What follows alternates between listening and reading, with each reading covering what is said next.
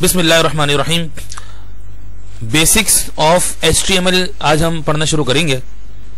Hypertext links are used to connect HTML documents. Text can be link. देखिए जी, ये जो टेक्स्ट होता है ये हाइपरटेक्स्ट डॉक्यूमेंट से बहुत आसानी कनेक्ट हो सकता है। यानी कि हम अपने डॉक्यूमेंट में कोई लिंक लगाना चाहें, जो लिंक टेक्स्ट के फॉर्म में हो, टेक्स्ट फॉर्मेट में हो, वो HTML डॉक्यूमेंट में बहुत आसानी से लग जाता है।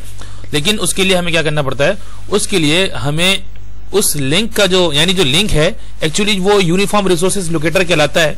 जो URL होता है किसी भी वेबसाइट का, हम अपने HTML डॉक्यूमेंट को किसी वेबसाइट या किसी डॉक्यूमेंट या किसी ऑनलाइन वेब पेज से लिंक करवाना चाहते हैं तो बआसानी उस URL को अपने HTML डॉक्यूमेंट में शामिल करके आराम से लिंक लगवा सकते हैं। फॉर एग्जाम्पल अभी देखें, HTML है, बॉडी है, उसके बाद हमने एक हेडिंग दे दी कंप्यूटर साइंस, फिर वेलकम टू H रेफरेंस डाला हमने किसका जी? वर्चुअल यूनिवर्सिटी ऑफ पाकिस्तान का कोड में। तो आप ये देखिएगा कि जैसे हम इसको ओपन करेंगे तो हमारे सामने फौरन जो है ना वर्चुअल यूनिवर्सिटी ऑफ पाकिस्तान का जो पेज है वो ओपन हो जाएगा। आप चाहें तो आप इसका एक अदद प्रैक्टिकल भी कर सकते हैं। ठीक है जी। ये जब आप इसका आउटपुट लेंगे इस डॉक्यूमेंट को सेव करने के बाद, तो और जिस तरह हमने पिछली क्लास में किया था, प्रोजेक्ट ओपन करेंगे तो computer science welcome to virtual university Pakistan in आ जाएगा। अब आप इसको क्लिक करेंगे यहाँ पे तो डायरेक्ट जो हमारा पेज है वो वर्चुअल यूनिवर्सिटी ऑफ पाकिस्तान की जो ऑफिशियल वेबसाइट है उसके पेज पे पहुंच जाएगा।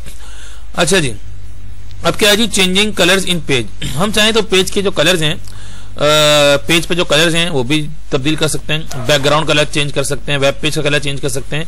इसके लिए हमें BG कलर की जरूरत पड़ती है। ये BG कलर एक टर्म है, इस टर्म को आप याद रखिएगा। और उसको हमें किस में दाखिल करना पड़ता है? बॉडी टैग के अंदर, यानी जो बॉडी का टैग होता है इसमें इस BG कलर को शामिल करना पड़ता है।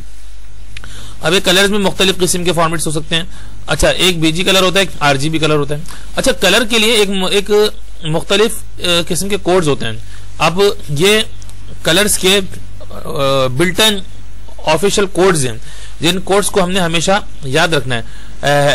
H00FF00, ये क्या है जी? ये प्योर ग्रीन कलर है।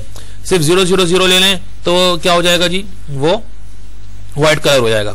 यानी ये HTML में कलर्स का कोड देने के लिए हम इस तरह का कोड लिखते हैं और बाज़ औक़ात कलर का नाम भी लिख देते हैं। Red green blue, where we want to provide an image as the background for the page, then background attribute is used in the body tag giving its value as the name of that file. Example, body background file name. Consider the following example. यानी हम चाहते हैं कि अगर हम अपने HTML document में कोई पिक्चर या कोई बैकग्राउंड लगाना चाहते हैं, यानी पेज पे बैकग्राउंड लगाना चाहते हैं, तो बॉडी टैग में हमें बैकग्राउंड लगाना पड़ेगा। अब बैकग्राउंड के लिए हमें बैकग्राउंड पहले से एक डाउनलोड करके रखना पड़ेगा और उसका कोई फाइल नेम होगा। मिसाल के तौर पे ब्लू बैकग्राउंड है, यहाँ पे ब्लू बैकग्राउंड आएगा, उस फाइल नेम को डायरेक्टली यहाँ पे लिख देंगे। फॉर एग्जाम्पल ऐसे HTML body BG colour yellow, यानी कि हमने बॉडी के अंदर येलो कलर का टैग लगाया। उसके बाद टेक्स्ट क्या जी? टेक्स्ट को रेड लिंक से हमने दे दिया और वो ब्लू। उसके बाद हमने एक हेडिंग बनाई कंप्यूटर साइंस की और फिर क्या किया जी? www.edu.vu.edu.pk वर्चुअल यूनिवर्सिटी, हमने डायरेक्ट इसका लिंक जो है वो रेफरेंस में लगा दिया। जब हम इस पेज को ओपन करेंगे तो पेज हमारा कुछ इस तरह का हो जाएगा। ठीक है जी। यानी कि हमने जो येलो लगाया था और लिंक का कलर जो रेड था, तो देखें लिंक का कलर रेड आ गया और पेज का कलर जो है वो येलो हो गया। अब आता है जी मेटा। ये मेटा क्या है जी? Meta information about web page content. ये वेब पेज पे जो जितना भी कंटेंट होता है ना, हमारा जितना भी कंटेंट वेब पेज पे मौजूद होता है वो मेटा कहलाता है। ये मेटा की बल्कि वेब पेज की इंफॉर्मेशन होती है, कंटेंट की इंफॉर्मेशन होती है। अच्छा, एंड ये इसको हेड टैग में लगाते हैं। हेड टैग में किस तरह लगाते हैं? HTML head title introduction e-commerce, उसके बाद फिर मेटा में डिस्क्रिप्शन डालते हैं और कंटेंट में हम जो है वेबसाइट का जो हेडर टैग होता है उसको शामिल करते हैं। जैसे हम यहाँ पे कंटेंट में ई-कॉमर्स की हम वेबसाइट बना रहे हैं तो उस ई-कॉमर्स को हम फिर हेड में लिख देंगे। सही है जी। अब जब आता है, अब जनाब आता है टेबल का नाम। टेबल क्या है? Tables are used largely for page layout as well as for displaying information systematically. Any content that can go in the body of an HTML page can go inside of a table. यानी कि HTML में बहुत आसानी से, जिस तरह Microsoft Excel में table बना लेते हैं, HTML में भी इसी तरह टेबल बनाए जाते हैं। लेकिन इस टेबल के लिए हमें रॉ और कॉलम्स का हमें कोड जो है HTML डॉक्यूमेंट में शामिल करना पड़ता है, लिखना पड़ता है। अब टेबल के लिए टैग्स कौन कौन से होते हैं? देखिए टेबल के लिए टेबल का जो नॉर्मल टैग है वो ये टेबल ओपन टैग है और ये टेबल का क्लोज टैग है। पहले इसको ओपन करेंगे, इसको क्लोज करेंगे, फिर इनके दरमियान में हमें टेबल रॉज, ये देखिए टेबल रॉ का टैग है ओपन टैग, और ये टेबल रॉ का क्लोजिंग टैग है। और ये उसके बाद यहां से हम काम शुरू करते हैं, यानी कि टेबल की कितनी रॉज होंगी कॉरस्पॉन्डिंग एंड टैग, यानी कि पहले इसको ओपन करेंगे, फिर इसको क्लोज कर देंगे, फिर उनके अंदर जो है वो काम होगा। अब इसको इस रॉ को क्रिएट करने के बाद हमें टेबल का डेटा टैग भी देना पड़ेगा, यानी रॉ में आप डेटा क्या पुट कर रहे हैं। तो जी डेटा के लिए टेबल का TD वाला टैग होता है ओपन, और ये TD close tag, closing tag है। उसके बाद हमें उनके सेल्स क्रिएट करने पड़ेंगे।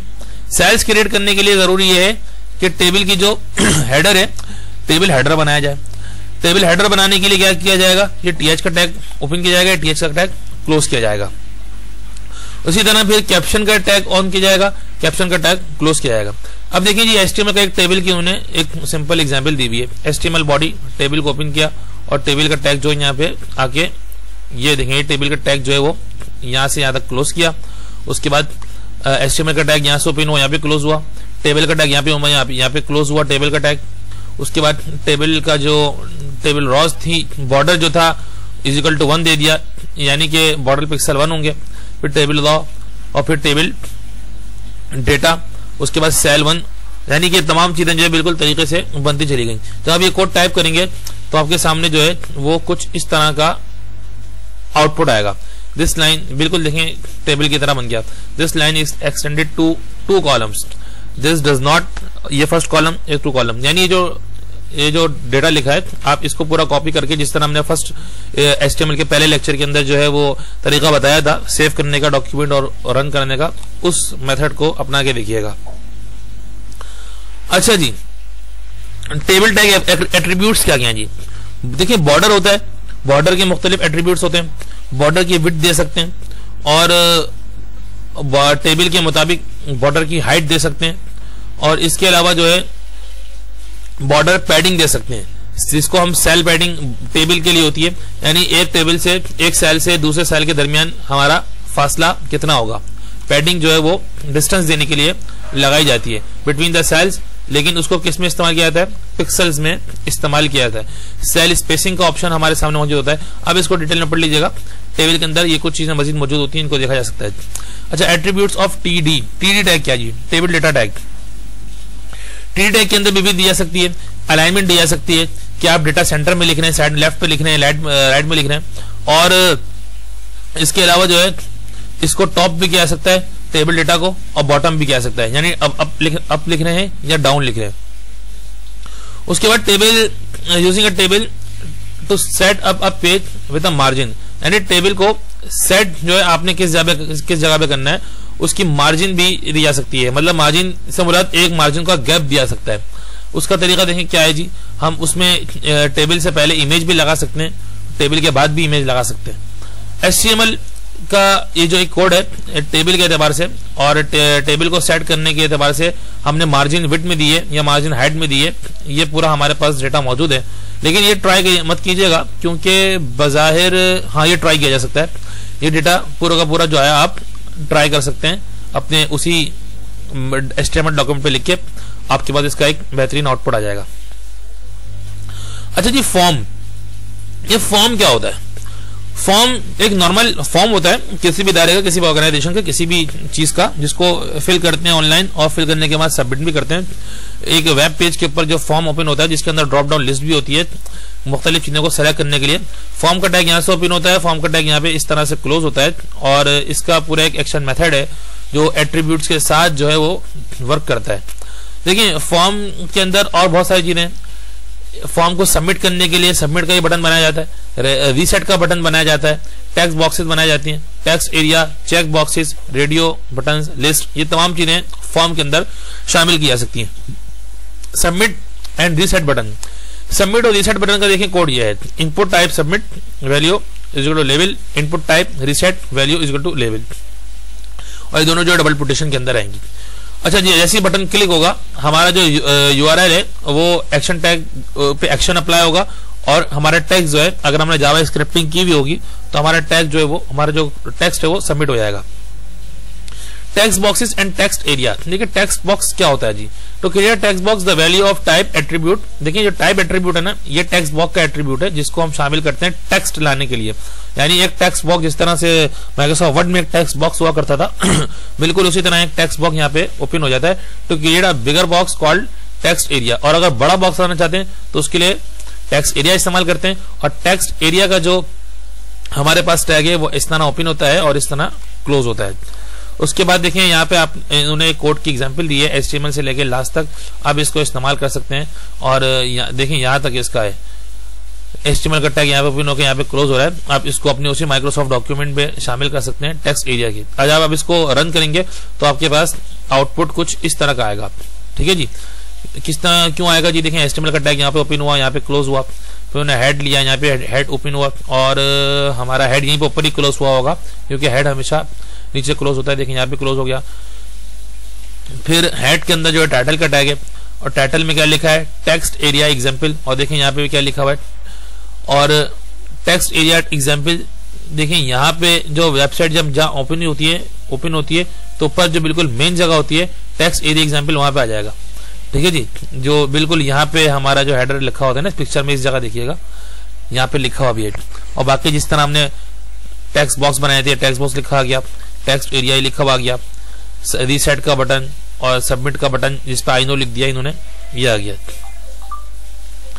लेसन नंबर 4 जो है इंशाल्लाह, सॉरी लेसन नंबर 7 जो है उसको इंशाल्लाह हम अगली क्लास में शुरू करते हैं। Text boxes, check boxes, radio button वगैरह। ओके, अस्सलाम वालेकुम।